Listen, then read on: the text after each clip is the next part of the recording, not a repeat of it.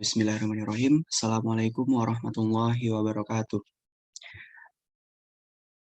Perkenalkan, nama saya Aditya Dwi Cahyono dengan NIM 1861059. Di sini saya akan membahas terkait soal ujian akhir semester pengantar topologi dengan dosen Budian Maharani.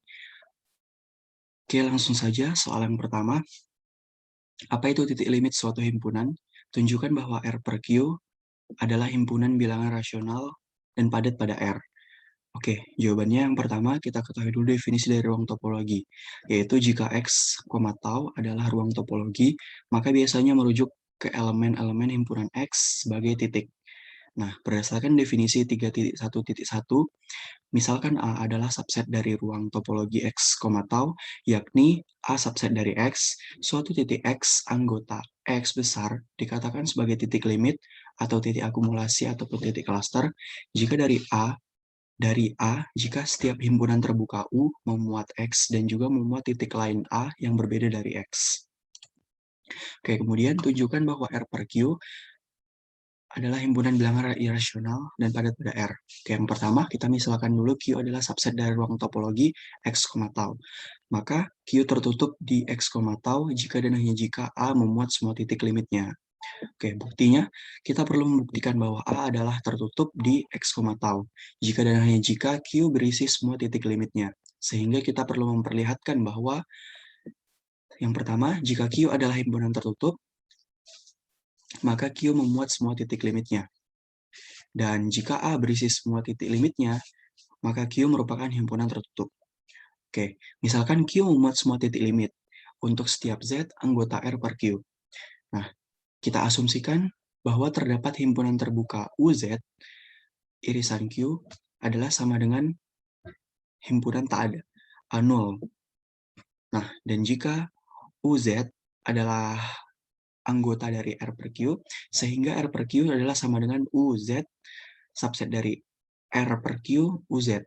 Jadi, R per Q merupakan gabungan dari himpunan terbuka, maka RQ merupakan himpunan terbuka. Karena komplement dari Q merupakan himpunan terbuka, maka Q merupakan himpunan tertutup. Maka himpunan R per Q yang padat pada R, karena semua titik limit di R per Q termuat di himpunan RQ. Oke. Maka karena semua titik limit di RQ itu termuat di himpunan R per Q, maka terbukti bahwa RQ itu adalah himpunan bilangan rasional yang padat ke R. Oke, soal nomor 2. Soal nomor 2, yaitu yang pertama akan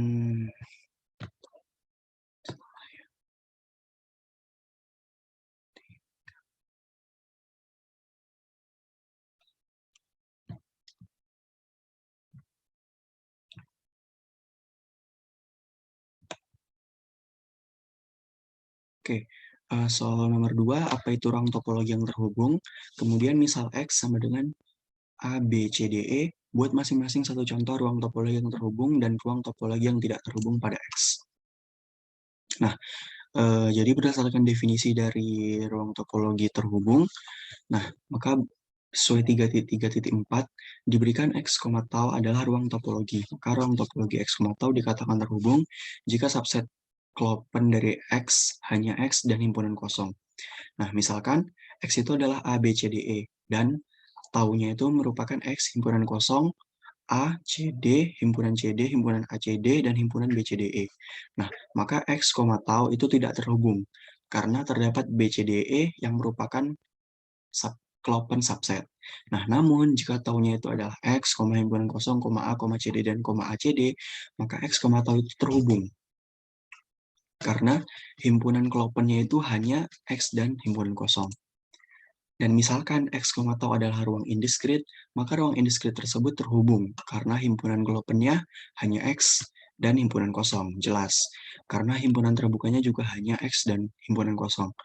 Nah, dari definisi 3.3.4 maka dapat disimpulkan bahwa ruang topologi X, tau tidak terhubung jika dan hanya jika ada himpunan terbuka yang tak kosong A dan B, sehingga A irisan B adalah himpunan kosong dan A gabungan B adalah X.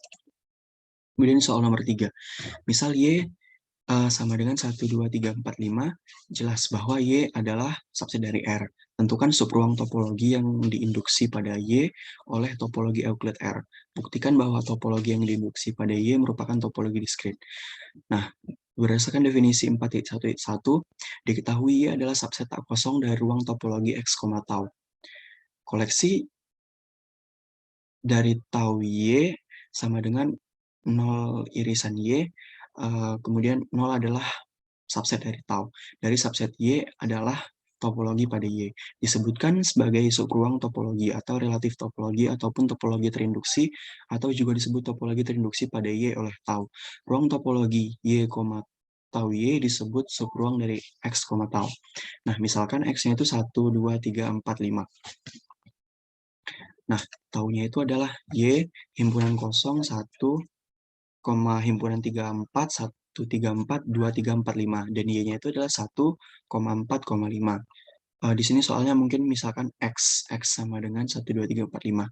Nah, maka subruang topologi pada Y adalah tau Y sama dengan Y, himpunan kosong, 1, 4, 1, 4, dan kemudian 4,5. Nah, membuktikan bahwa topologi yang diinduksi pada Y merupakan topologi diskrit, yaitu untuk membuktikan bahwa topologi terinduksi tau Y pada Y adalah diskrit, maka berdasarkan proporsi 1.9 harus ditunjukkan bahwa setiap himpunan tunggal dalam Y adalah terbuka pada tau Y, yakni jika N subset dari Y, maka himpunan N adalah subset dari tau Y. Nah, misalkan N itu adalah subset dari Y, maka himpunan N sama dengan N-1, N plus 1 adalah irisan Y. Karena N-1, N plus 1 terbuka di Y, oleh karena itu himpunan N terbuka dalam topologi terinduksi pada Y. Sehingga setiap himpunan tunggal di Y terbuka di topologi terinduksi pada Y. Maka terbukti bahwa topologi terinduksi pada Y merupakan topologi diskrit. Oke, kemudian nomor 4, jelaskan secara singkat kegunaan materi pengantar topologi pada bidang keilmuan lain selain matematika dalam kehidupan sehari-hari. Nah, perlu diketahui terlebih dahulu bahwa topologi sebagai cabang matematika modern merupakan alat yang sangat penting dalam memahami matematika, terutama konsep-konsep dasar matematika yang berkembang saat ini. Topologi adalah cabang matematika yang berkembang pesat setelah ditemukannya konsep teori himpunan, serta merupakan hasil karya besar bagi para seniman matematika yang telah memperkaya khasanah keilmuan kita, khususnya matematika. Topologi sendiri berkembang secara alamiah dari perkembangan geometri dan analisis. Topologi tidak saja merupakan alat yang sangat ampuh dalam banyak cabang matematika seperti dalam analisis real, geometri, dan teori peluang, melainkan juga subjek yang sangat penting untuk mengembangkan kemampuan berpikir para mahasiswa dan meningkatkan kemampuan berpikir secara jelas dalam melakukan pembuktian secara sistematis, teliti, dan tepat. Topologi juga banyak digunakan sebagai konsep-konsep dalam pengembangan mesin learning, pengembangan internet, dan juga pengembangan teknologi-teknologi lainnya, seperti yang sudah saya baca di Google.